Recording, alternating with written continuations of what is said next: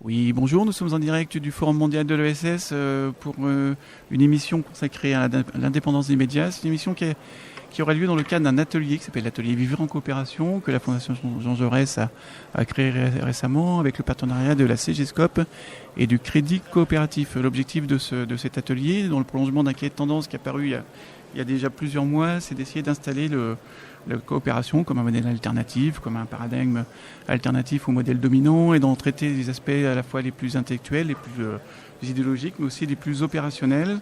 C'est un dispositif qui s'appuie sur des notes. La particularité de ce travail, c'est qu'il vise également à installer la coopération par rapport à ce que la coopération peut modifier, voire combattre. Donc on a par exemple travaillé sur la question des crèches coopératives, qui évidemment s'emploient à contrer la logique de ce qu'on appelle les crèches Afrique. On a travaillé sur les données numériques pour éviter leur accaparement, qui est évidemment un phénomène très important aujourd'hui. Et on a travaillé sur la question du sport, et notamment le sport coopératif considéré comme une opposition, une alternative notamment au foot business dont on parle beaucoup.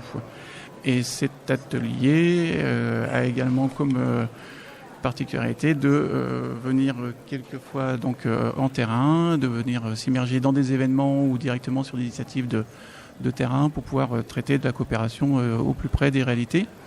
Et nous le faisons aujourd'hui autour de la question des médias et de leur indépendance. Alors très rapidement, je vais redire en quoi la question est centrale et brûlante. Elle est au titre de la démocratie, évidemment, c'est très clairement le premier enjeu. Il y a des systèmes de concentration de médias autour d'un certain nombre de personnes. On peut citer évidemment Vincent Bolloré, Pierre-Édouard Sterrin. C'est aussi une question qui a largement émergé aux États-Unis récemment autour de Donald Trump, et évidemment de la question par exemple de Voice of America. C'est aussi quelque chose, on en reparlera tout à l'heure, qui concerne l'Europe tout entière.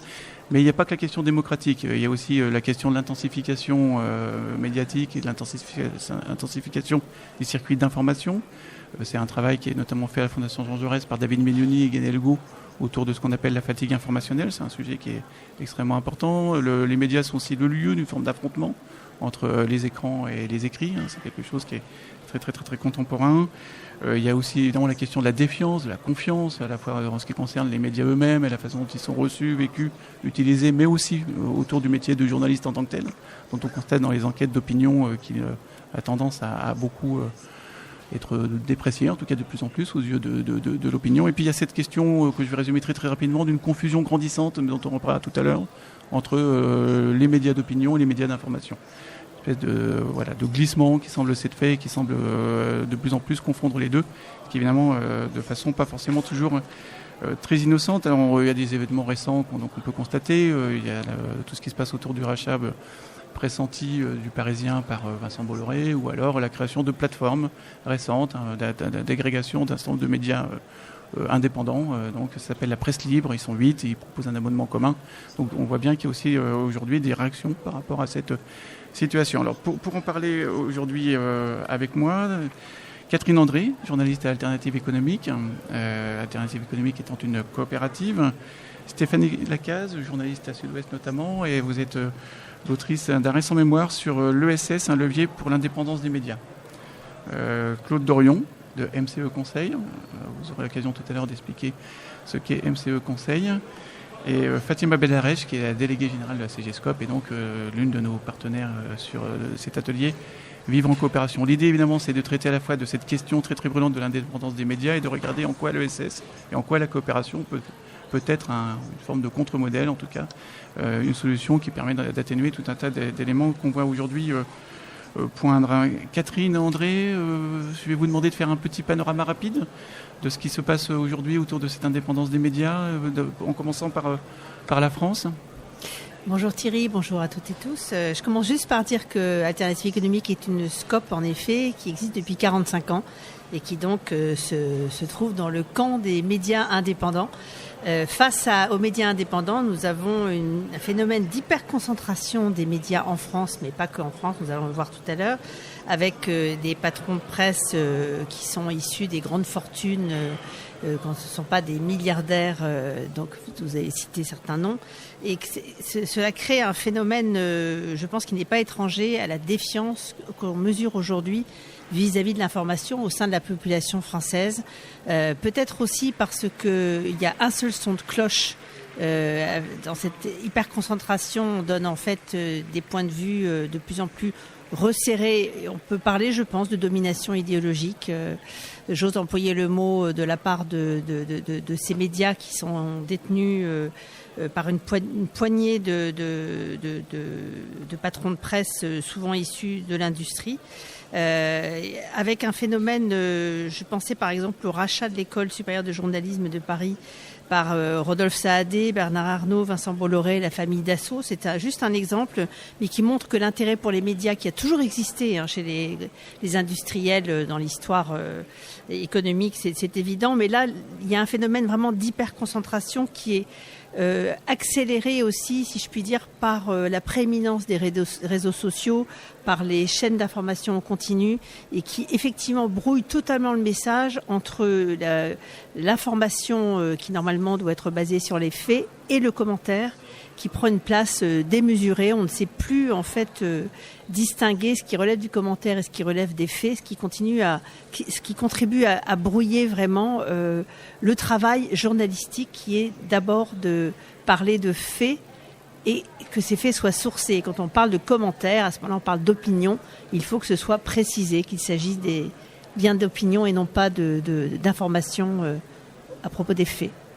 Et sur ces évolutions concernant justement les médias, est-ce que c'est quelque chose qu'on peut percevoir également au niveau européen ? Vous travaillez beaucoup dans des think tanks, etc., sur ces questions européennes. Donc est-ce que c'est quelque chose que vous avez pu percevoir ? Est-ce que c'est un phénomène européen également ? Oui, de plus en plus. Le phénomène d'hyperconcentration au sein de grands groupes existe dans un certain nombre de pays.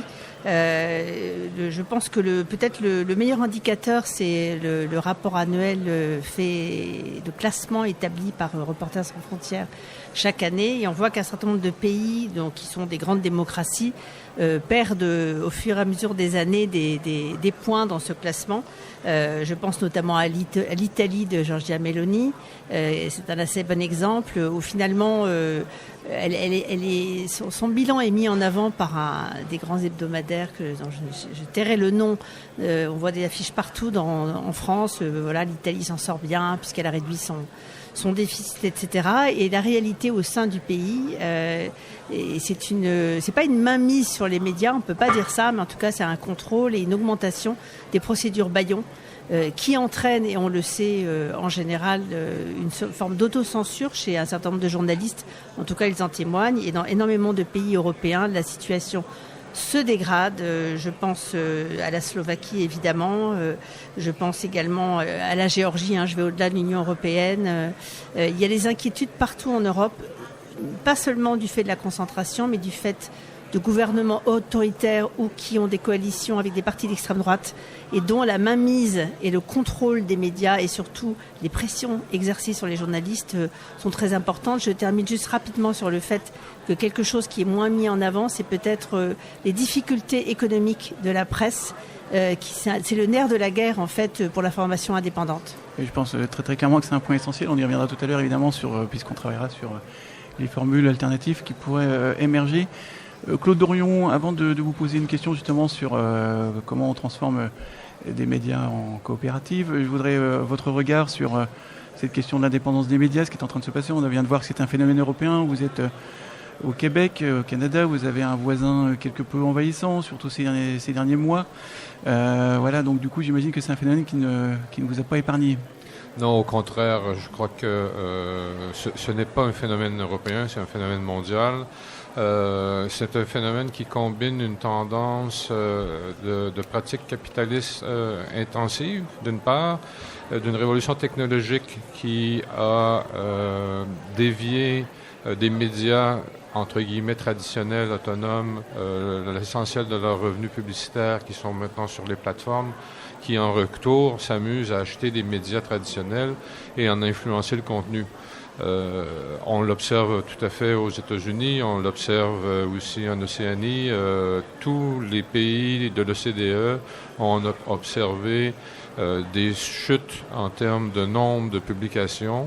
Il y a des fermetures très très nombreuses. Il y a eu environ, puis là c'est une approximation, mais il y a au moins 50% des postes de journalistes dans des journaux indépendants qui ont été fermés depuis 20 ans. 80% des revenus publicitaires ont été détournés vers les plateformes numériques.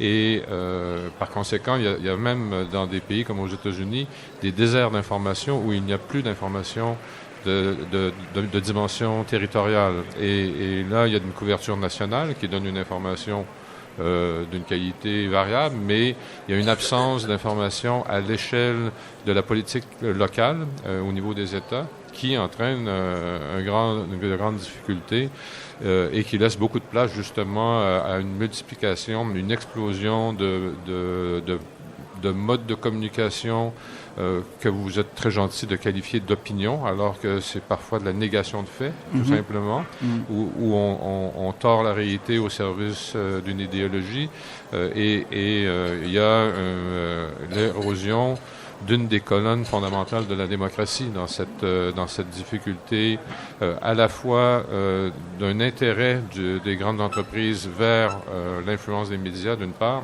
et la détérioration de l'environnement économique dans lequel ils doivent opérer. C'est moins évidemment qu'ils les qualifient d'opinion qu'eux-mêmes, puisqu'évidemment la prise de judo, presque, qu'ils ont réussi, je trouve, à faire, c'est de faire de la propagande la plus nette au titre de la liberté d'informer. Et c'est bien là justement qu'un piège s'est un petit peu installé et qu'il n'est pas forcément facile d'en sortir. Pour revenir, on est dans le cadre de l'atelier Vivre en coopération. Un des aspects qu'on veut particulièrement traiter aujourd'hui, c'est de la possibilité pour l'économie sociale et solidaire et pour le modèle coopératif en particulier d'apporter des solutions. Vous-même, vous avez mené une expérience importante autour de, je crois, de 6 médias au Québec. Oui. Est-ce que vous pouvez nous le raconter, nous en faire rapidement, nous en faire un petit bilan? Ça sera rapide parce que sinon je pourrais prendre l'ensemble de l'émission, ce qui serait pas très très solidaire comme approche. Mon organisation se nomme MCE Conseil, ça semble tout à fait anonyme, mais MCE signifie Maintien et Création d'emplois. Nous sommes une association qui a été créée à l'initiative d'une centrale syndicale pour apporter des solutions économiques à des entreprises en difficulté.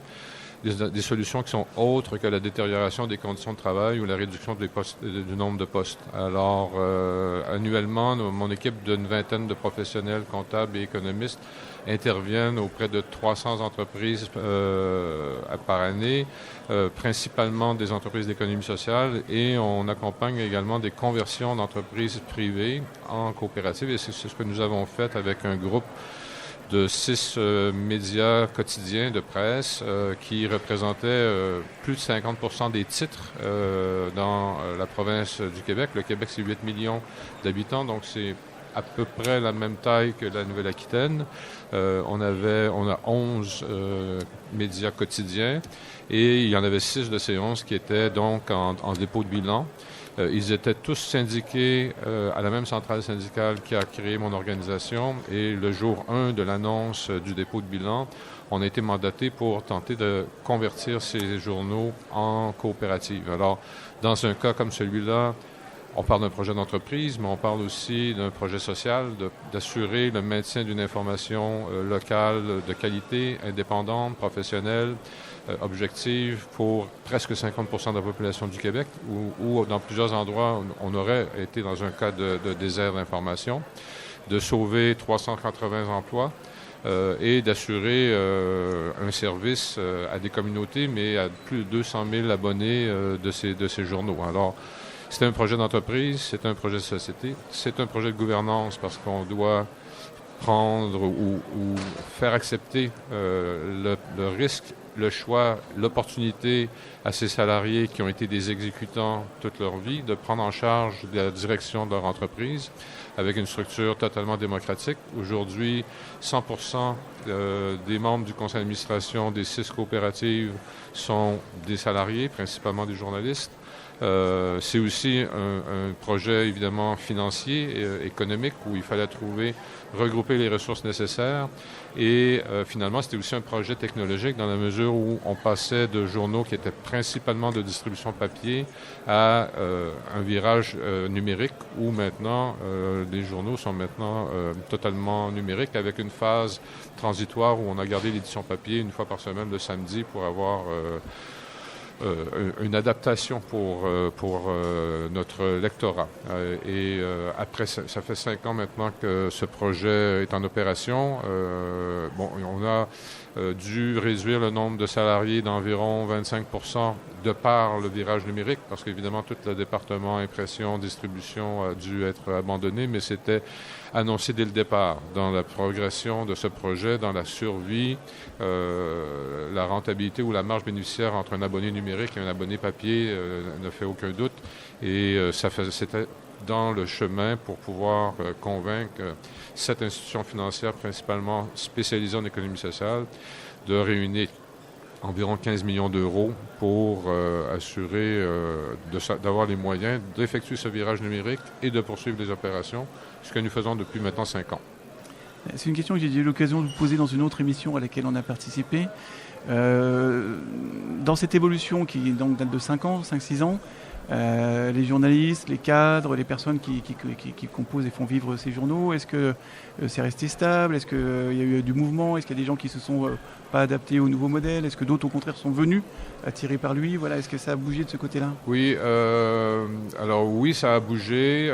L'endroit où ça a moins bougé, ce sont les journalistes. On a une rétention importante de journalistes, à part la courbe démographique où certaines personnes sont parties à la retraite. Il n'y a pas eu de départ très important. Je crois qu'au contraire, la formule de propriété collective et d'engagement à la gouvernance est très stimulante pour les journalistes qui, pour eux, c'est une garantie de l'autonomie professionnelle, de l'objectivité éditoriale, de leur autonomie professionnelle dans la rédaction. Et ça, c'était vraiment au centre de leur préoccupation, d'une part.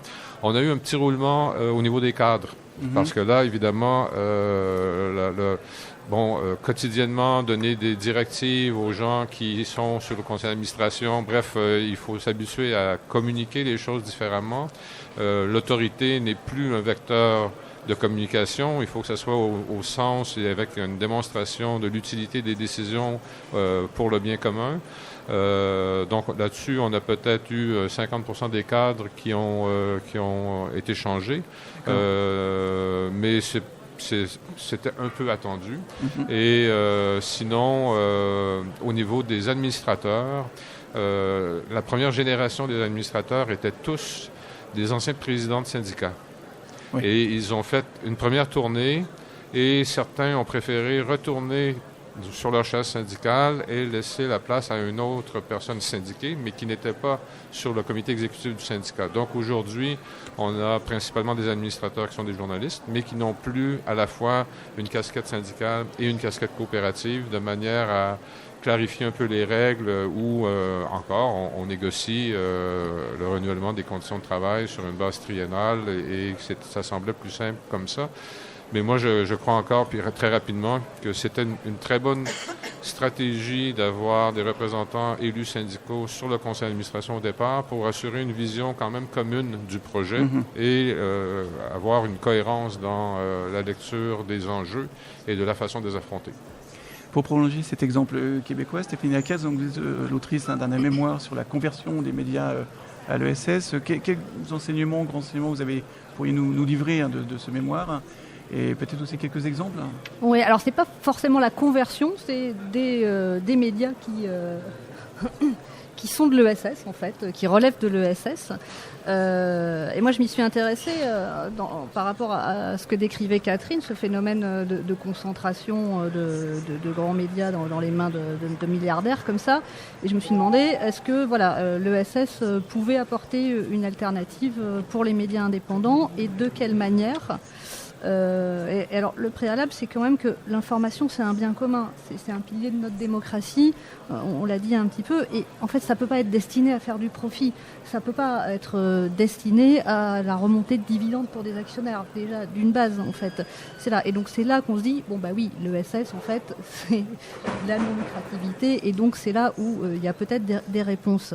Alors pour étudier tout ça, j'ai fait une étude comparative en fait de différents médias donc qui relèvent de l'ESS ou qui en sont proches. Donc je me suis intéressée évidemment à Alternative économique, une des plus vieilles coopératives dans le cas. J'ai également étudié Reporter qui est constitué en association. Ça, c'est assez original. Il y a Politis également qui vient de se... Là, c'est une conversion qui vient de se convertir en SIC ou SKIC, donc Société coopérative d'intérêt collectif. Alors, j'ai également étudié Mediatico, qui est un peu particulier. C'est une ESUS, entreprise sociale, d'utilité sociale. Et alors, après, j'ai étudié deux autres cas qui sont Mediapart et Ouest France. Et alors, on se dit, bon, c'est de l'ESS, ah bon ? Et en fait, c'est parce que ce sont des modèles hybrides qui font appel au principe de l'ESS finalement, parce que les deux ont imaginé des montages qui sont inspirés de l'ESS et dans le but de sécuriser leur capital en fait. Alors, on peut détailler rapidement si vous voulez, peut-être un petit peu.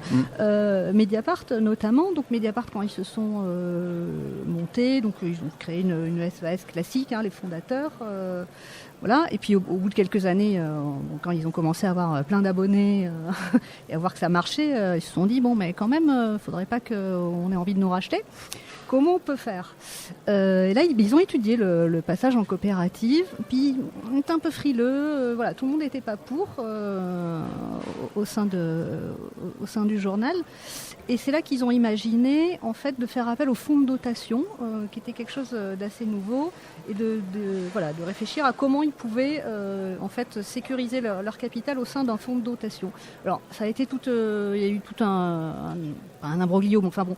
Un épisode juridique assez long parce que voilà, il a fallu demander des autorisations à Bercy parce que c'était complètement nouveau. C'est un montage un petit peu compliqué, mais quoi qu'il en soit, tout le capital de Mediapart est sécurisé au sein de ce fonds de dotation. Tous les bénéfices, la plupart, remontent dans ce fonds de dotation, hormis évidemment tout ce qui sert au développement de l'entreprise.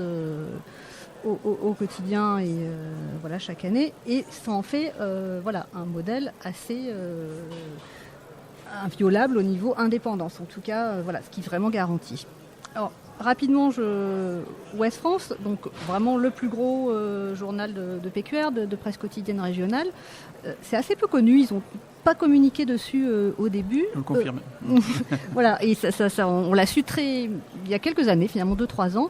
Le groupe a décidé dans les années 90 de transvaser son capital au sein d'une association. Donc en fait, c'est une association qui détient toutes les parts de la holding Ouest France, qui est quand même un énorme truc, c'est presque 2000 salariés, voilà. Mais c'est une association qui est à la tête de ça. Alors effectivement, l'association n'appartient à personne, il y a un conseil d'administration et on ne peut pas l'acheter. C'était à l'époque, en fait, quand ils avaient imaginé ça, c'était on a parlé, c'était Hersant qui avait les gros appétits sur toute la presse et il voulait éviter de se faire racheter Ouest France. Donc voilà, à ce niveau-là, c'est assez intéressant. Après, ça garantit pas forcément que tout va pour le mieux dans le meilleur des mondes, parce que Ouest France, finalement, l'association reste très proche de l'ancien actionnariat familial initial. Mais voilà, en tout cas, ils peuvent pas être achetés par des milliardaires extérieurs. Voilà en gros. Alors, peut-être un dernier exemple, si on a un petit peu de temps. Un petit dernier. Un petit dernier, allez. Et je me suis intéressée au cas de Nice Matin. Alors Nice Matin, aujourd'hui, ça appartient à Xavier Niel. Voilà, pareil, le journal de PQR qu'il a acheté, imagine, petite influence dans les médias un petit peu plus pour élargir son empire. Mais il y a eu une époque où Nice Matin a eu une période coopérative. Alors ça a été assez bref, ça a duré 2 ans et demi. Alors là, le journal allait très mal, c'était en 2014, ils étaient au tribunal de commerce, c'était vraiment la catastrophe, liquidation judiciaire. Et il y a eu un projet de reprise en coopérative, en SKIC, par les salariés. Qui était en contre-proposition, parce que sinon le projet de reprise, il y avait un mania local qui voulait le reprendre avec une proposition très très maldisante en termes d'emploi, énormément de pertes d'emploi. Un mania local. Oui. Chacun devinera. Voilà. Et alors là, cette reprise en coopérative prévoyait de reprendre un peu plus d'emplois, donc ils ont mobilisé évidemment les salariés, les collectivités publiques, les lecteurs. Voilà, il y a une très forte mobilisation, y compris dans le milieu culturel, local. Enfin voilà, vraiment voilà, ça a permis une levée de fonds, d'une reprise, et ça a donné lieu, c'est ça qui est intéressant, à un nouveau projet journalistique en fait. Ils ont imaginé, pour se relancer, de miser sur le journalisme de solution. Alors, le journalisme de solution, c'est on va un petit peu plus loin, on cherche vraiment à creuser les sujets, puis à apporter des réponses concrètes aux lecteurs. Et donc là, les lecteurs pouvaient voter pour choisir les sujets qui étaient traités, et puis ça donnait lieu à des débats. Voilà, c'était vraiment quelque chose de très inclusif. Alors bon, malheureusement, je l'ai dit, cette expérience coopérative n'a pas duré très longtemps parce que le journal était très très très lourdement endetté et ils ont eu du mal à faire face à tous leurs frais. Mais ça montre quand même que ça apporte une émulation et que l'ESS c'est aussi ça, c'est des valeurs un petit peu différentes qui permettent une autre forme de journalisme. Oui, on voit que même pour des médias puissants, c'est l'idée assez courante que finalement l'ESS, coopération, etc. serait réservé à des médias. C'est pas que des petits médias. Voilà, absolument. Donc, Fatima Bellared, justement, dans le champ des scopes et des SIC, on vient d'évoquer avec Stéphanie Lacasse que Poetis récemment s'est transformé en SIC. Qu'est-ce que vous sentez, qu'est-ce que vous voyez, est-ce que vous avez des pistes qui sont en train d'émerger, disons, des groupes qui s'y intéressent, etc. Donc... Alors, ce qu'on constate surtout, c'est que les médias indépendants s'intéressent de plus en plus au statut coopératif. Alors, on a Alternative économique, mais on a eu aussi un passé, en fait, avec quelques médias dans la presse, la PQR notamment, mais qui a disparu il y a quelques années. Je pense au Courrier Picard, par exemple. Enfin bon, on a eu quelques exemples. Donc, on est très fiers que Alternative économique ait 45 ans. Ce qui est certain, c'est que depuis une quinzaine d'années, il y a un vrai intérêt. Donc, du coup, c'est plutôt des petits médias indépendants qui se sont intéressés au statut coopératif. Et on peut même se dire que depuis 5 ans, avec le contexte que Catherine a pu nous présenter tout à l'heure, il y a même un enjeu pour un certain nombre de ces médias indépendants à regarder de plus près le statut coopératif pour leur garantir cette indépendance. Et donc aujourd'hui, on a l'équivalent d'une trentaine de médias, avec des toutes petites structures surtout. Je pense qu'Alternative Éco est la plus grosse en fait, mais on va retrouver l'Âge de Fer, Politis qui vient de se transformer, donc on a un certain nombre, on a Blast, on a un certain nombre donc de médias indépendants qui se sont transformés en coopératives. Et sur la trentaine, aujourd'hui ça représente à peu près 300 emplois, c'est 20 millions de chiffre d'affaires, donc c'est vraiment tout petit. Mais ce qu'on remarque, c'est que depuis 2020, en fait, on a une progression relativement forte puisque on a une dizaine de médias indépendants en fait qui a moins de 5 ans en coopérative, donc issus de transformation. Donc c'est vraiment un phénomène récent. Et puis ce qu'on a depuis 2 ans, enfin même pas, 1 an, on a Coop Média, dont vous avez peut-être entendu parler, donc qui est une société coopérative d'intérêt collectif, une SIC, qui alors n'est pas un média indépendant, mais qui par contre est une structure qui s'est créée pour justement travailler le financement de ces médias indépendants. J'ai prononcé le mot, ça n'a pas sauté, c'est bien. Oui, absolument. C'est ce que je dis. Mais l'enjeu, je pense que le sujet, notamment pour faire face un peu aux attaques idéologiques, je pense qu'il faut y aller assez clairement, reste quand même le sujet de l'argent. Et tout ce qu'on vient de décrire les uns et les autres, c'est ce sujet-là. En fait, la presse demande quand même beaucoup d'investissement. On a l'impression que ça n'est pas forcément, mais c'est beaucoup d'investissement. Et donc, là, cette coopérative, Coop Média, qui s'est mise en place, c'est l'objectif de mettre un fonds en place pour aider en fait ces médias indépendants à trouver en tout cas le modèle économique et la taille critique qui leur permettra d'accéder aux fonds spécifiques. Parce que ce qu'on n'a pas évoqué, mais vous êtes un peu plus spécialiste que moi, c'est qu'à partir d'un certain nombre d'abonnés, on va être éligible à un certain nombre de fonds en fait publics qui permettent de financer la presse et donc tout ce qu'on a évoqué tout à l'heure et notamment tout ce qui a été racheté racheté par des grands manias notamment, a la possibilité d'aller chercher ces fonds et les petits médias indépendants, le temps qu'ils atteignent cette taille critique, n'ont pas accès en fait à ces fonds. J'ai oublié le nom, mais vous allez certainement me le rappeler. Vous parlez des aides à la presse ? Oui, voilà. Oui. Et donc ce fonds s'est vraiment mis là en fait pour pouvoir faire des avances de trésorerie en attendant de permettre à ces coopératives de se développer. Un financement relais. Il y a une séquence qui est assez intéressante puisque la CGSCOP avait manifesté de l'intérêt pour la reprise de Marianne. Je rappelle que dans cette affaire, Pierre-Édouard Stérin n'était pas loin, fut un temps, ce qui n'est pas tout à fait neutre non plus. Comment ça s'est passé et finalement pourquoi ça n'a pas abouti ? Je pense qu'on n'était pas suffisamment prêts. Oui, effectivement, Stérin était vraiment pas très loin parce qu'il a fait même une proposition qui a été rejetée par l'ensemble des journalistes. Absolument. Et puis, effectivement, les journalistes ont réfléchi aux modalités coopératives. C'est un peu comme ça, en fait, qu'on a été mis dans la boucle. Par contre, il y avait besoin de faire une offre relativement significative. Donc, on parle de plusieurs milliers d'euros. On n'était pas non plus sur des choses mirobolantes, mais il fallait réunir 5 millions d'euros à peu près.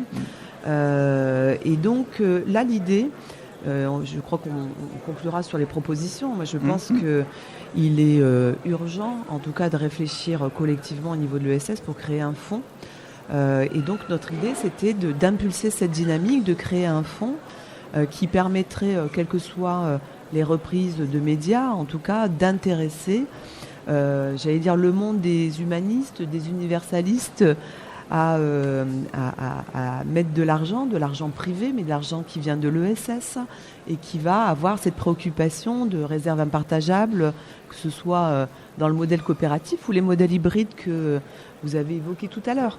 L'enjeu, il est vraiment celui-là, et donc c'était un temps qui était relativement court, et donc on s'est porté effectivement, s'est porté parmi les acquéreurs en se disant nous on est prêts à y aller.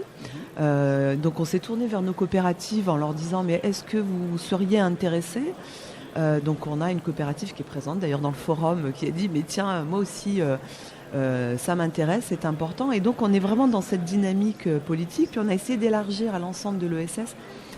C'est en cours, et puis le média fait presque peur, quoi. C'est aujourd'hui quand il faut se positionner, y compris politiquement, on se dit oh là là, nous on est dans le business, donc surtout il ne faut pas se positionner politiquement, alors qu'on voit dans les exemples des médias qu'on évoquait que c'est exactement l'inverse qui se fait, sans parler politique, mais pourtant en agissant. Parce qu'on s'inscrit de facto en opposition. Voilà, exactement.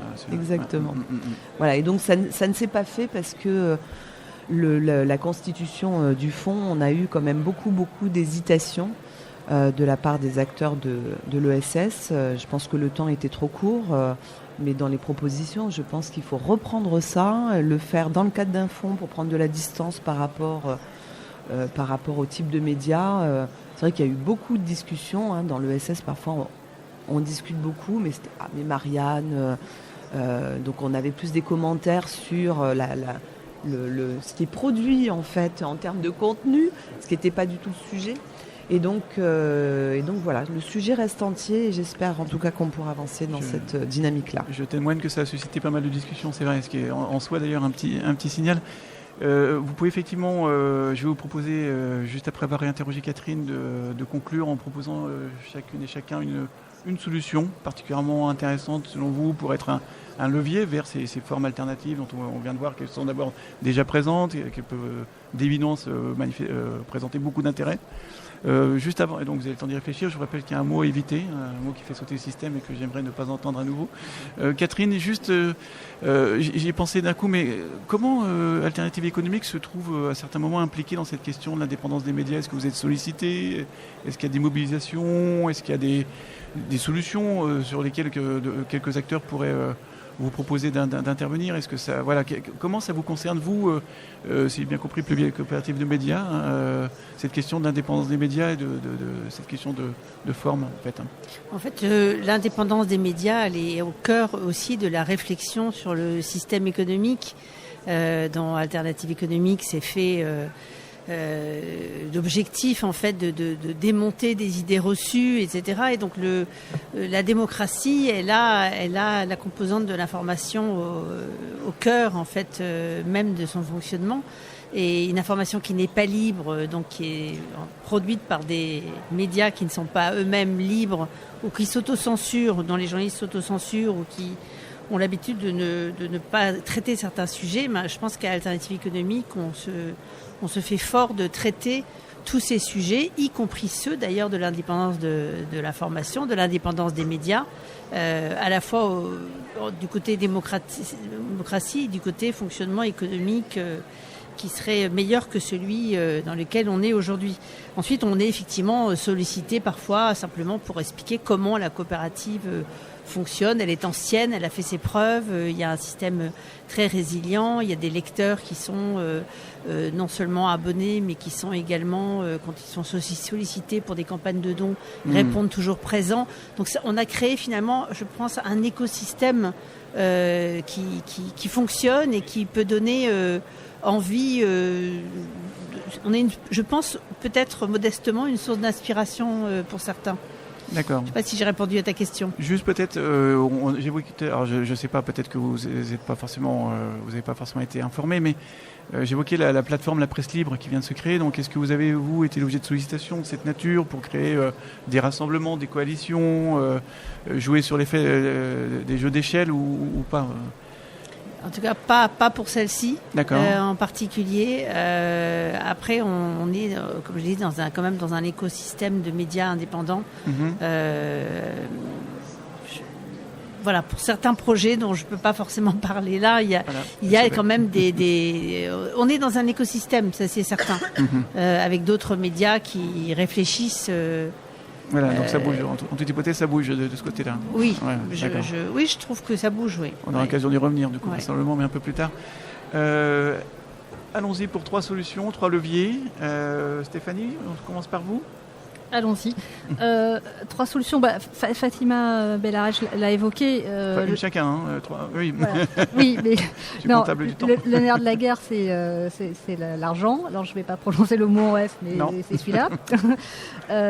Et donc, effectivement, je pense que la création d'un fonds qui viendrait de l'ESS est indispensable, d'un fonds ou de système de financement, disons-le, mais peut-être faire appel déjà à un acteur qui existe, qui est France Active, qui pourrait